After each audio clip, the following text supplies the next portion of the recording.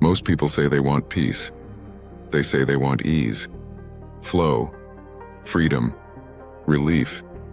And yet, when life actually begins to soften, something inside tightens.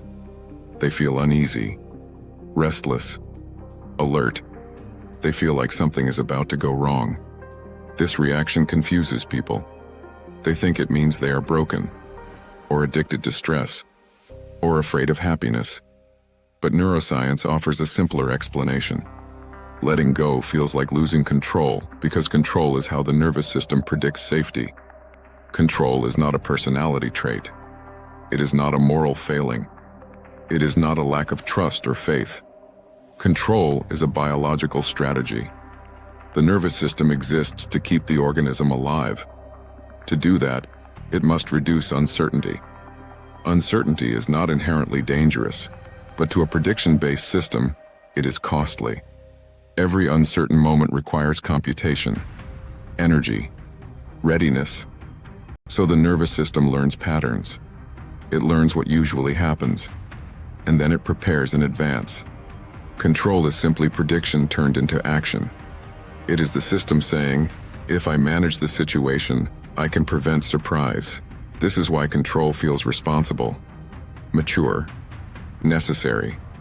Especially if, earlier in life, unpredictability was paired with threat.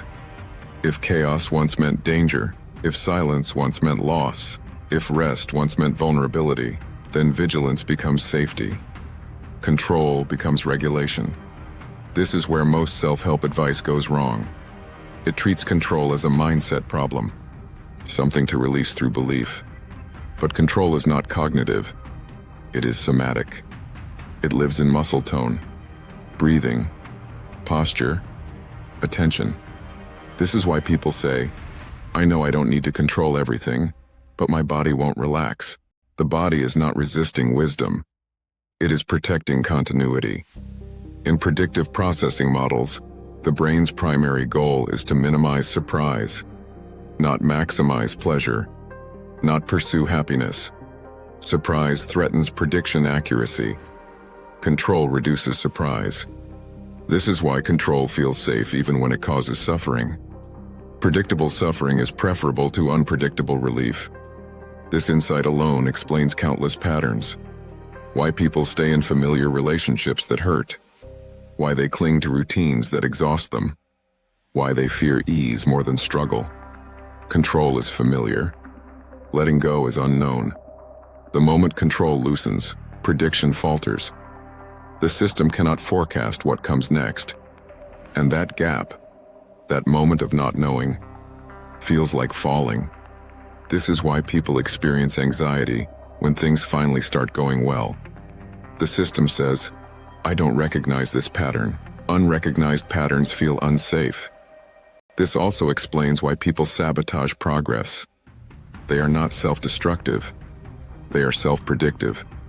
When letting go begins, the nervous system often increases control. It tightens attention.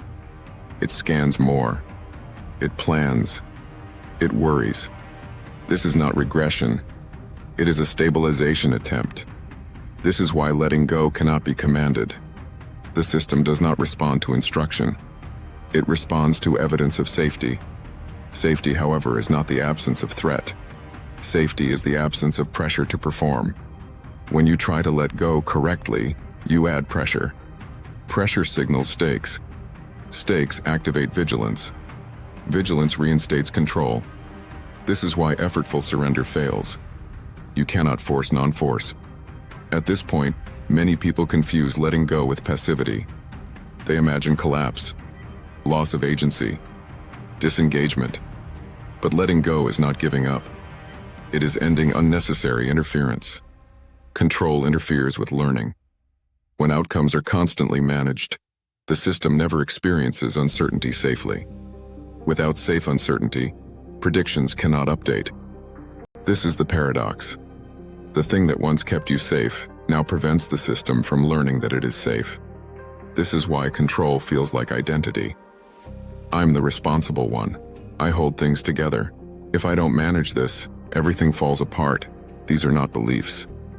They are survival conclusions. In episode 4, we explored identity as prediction. Control is one of the strongest identity stabilizers. If identity is built around "I must manage," then letting go threatens not just comfort, but self-coherence. This is why letting go feels like losing yourself, because identity loosens before coherence stabilizes. And that gap feels dangerous. Most people try to close that gap immediately. They reassert control. They label the discomfort as failure. They go back to effort. But the gap is where learning happens. Only in the gap can the system experience, "I didn't control this, and nothing bad happened." That sentence is never spoken consciously, but the nervous system registers it. And when it registers it enough times, control loosens. This is why letting go is not an event. It is a process of evidence accumulation. Evidence is gathered through experience, not intention. This is also why people who have experienced trauma struggle deeply with letting go. Trauma pairs uncertainty with danger, so uncertainty itself becomes threatening. In such systems, control is not optional. It is mandatory. This is why advice like, "just relax," can feel insulting. Relaxation removes readiness. Readiness once meant survival. Letting go, then, must be contextual. It cannot be global. The system must learn, slowly, that uncertainty in this context does not equal danger. This learning happens through awareness, not awareness as effort. Awareness as allowing outcomes to occur without interference. When you stop managing an internal experience, a thought, an emotion, a sensation, and nothing bad happens, the system updates. This is also why control often migrates. If you stop controlling one thing, the system may tighten elsewhere. More thinking, more planning, more productivity. This is not failure. It is redistribution. Control relaxes unevenly. That is normal. The mistake people make is interpreting this as, "I'm not doing it right." But letting go is not something you do. It is something the system permits when it trusts the environment. Trust cannot be argued into existence. It must be felt. This brings us back to the observer effect. Monitoring is control. Awareness is allowing. When awareness is present, control has less work to do. Because experience is no longer being evaluated as dangerous. This is why awareness feels relieving, but also destabilizing. Relief and instability coexist. This is also why coherence is essential. Without coherence, letting go produces fragmentation. With coherence, letting go produces flow. Coherence gives the system a new form of predictability, not control, consistency. This is why letting go does not mean chaos. It means replacing rigid prediction with stable alignment. At this point, it becomes clear why people say, "I'm scared that if I let go, everything will fall apart." They are not wrong. The old structure will fall apart, but a new one can only form if pressure eases. This episode does not teach you how to let go, because letting go cannot be taught. It can only be allowed. The only thing that can be offered is understanding. Understanding that control was intelligent. Understanding that it kept you safe. Understanding that it is no longer always necessary. When control feels acknowledged rather than attacked, it softens. This is true biologically and psychologically. So if you notice control tightening as you listen to this, that noticing is already awareness. And awareness is already change. We stop here intentionally, because the next part matters. Letting go feels dangerous until coherence replaces control. At some point, control stops working the way it used to. Not because it suddenly fails, but because it becomes exhausting. What once felt like responsibility starts to feel like strain. The mind keeps scanning. The body stays tense. The system never fully stands down. And yet, letting go still feels dangerous. This is where many people get stuck. They are tired of controlling, but terrified of not controlling. They live in a narrow space between effort and fear. What changes this is not courage. It is replacement. Control does not disappear because you decide to stop. It disappears when the nervous system finds a different way to feel safe. That way is coherence. Control is an external stabilizer. It tries to hold outcomes in place by force. Coherence is an internal stabilizer. It holds experience together without force.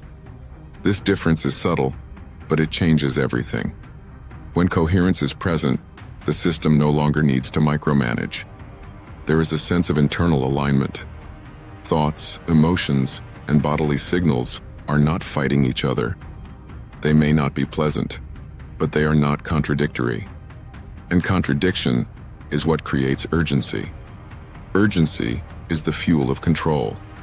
When inner signals disagree, the system rushes to resolve them.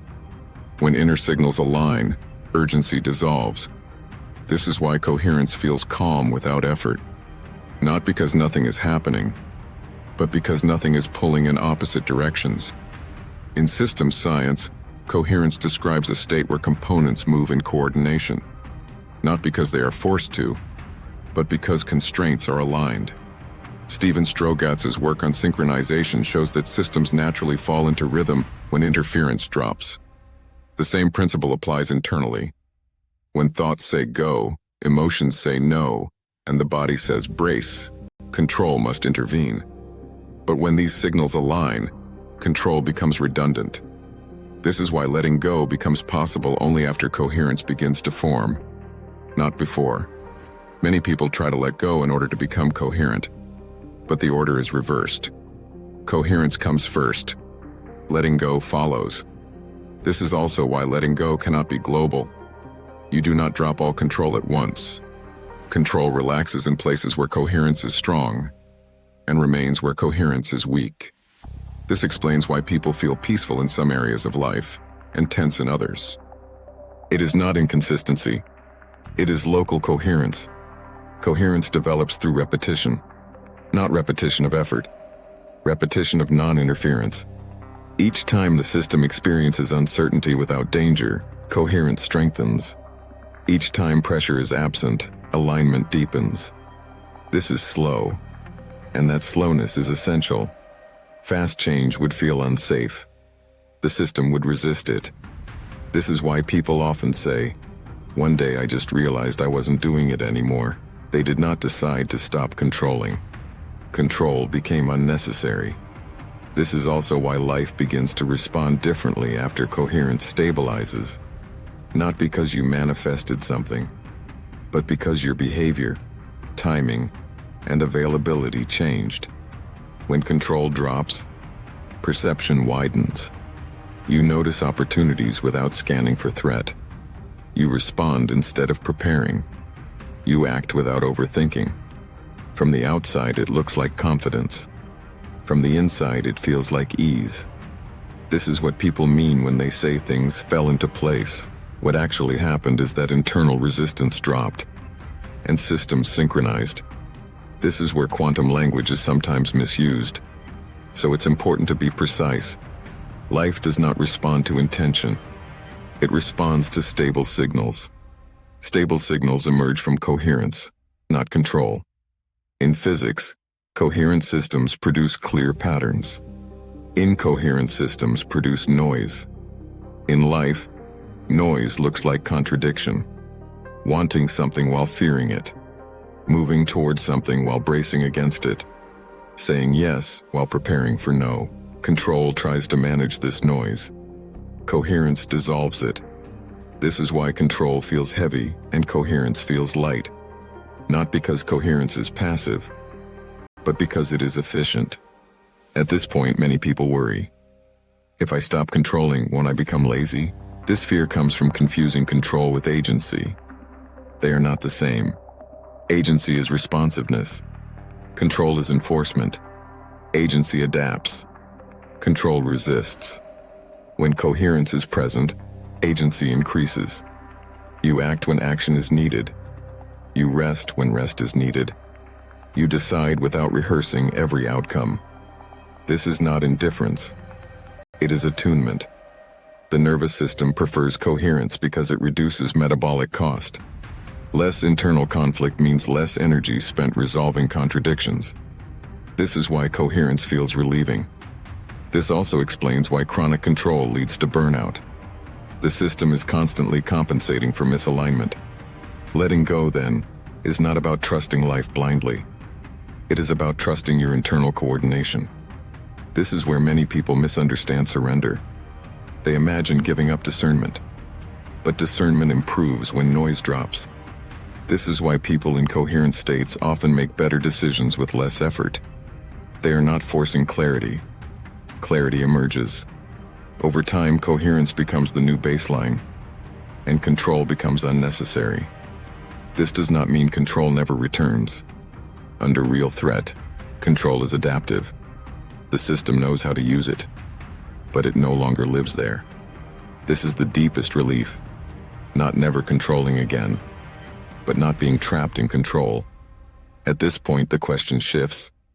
Not, how do I let go, but, what happens when I don't interfere? That question does not require an answer. It requires patience. This is why nothing in this episode asks you to practice. Because practice implies effort, and effort reintroduces pressure. Understanding is enough. Understanding changes relationship.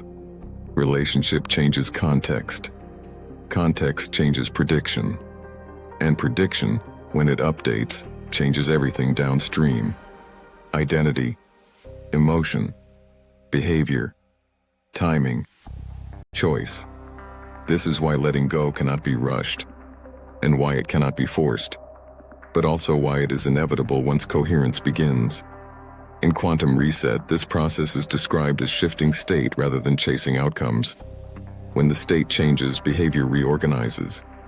When behavior reorganizes, life responds. Not because of intention, but because alignment has replaced resistance. If you take one thing from this episode, let it be this. You are not controlling because you don't trust life. You are controlling because your system learned that vigilance once kept you safe. That learning deserves respect, not attack. When control feels seen rather than judged, it loosens. When loosening feels safe rather than dangerous, coherence stabilizes. And when coherence stabilizes, letting go stops feeling like loss. It starts feeling like relief. In the next episode, we move fully into time. Not clock time, but nervous system time. Why the past feels present. Why the future feels already decided. And how prediction creates timelines that repeat until they don't.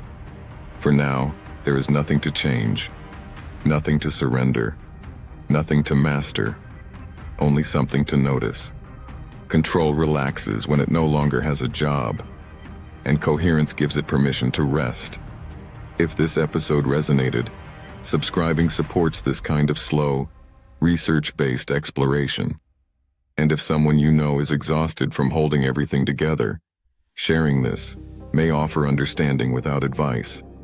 Change does not begin when you let go.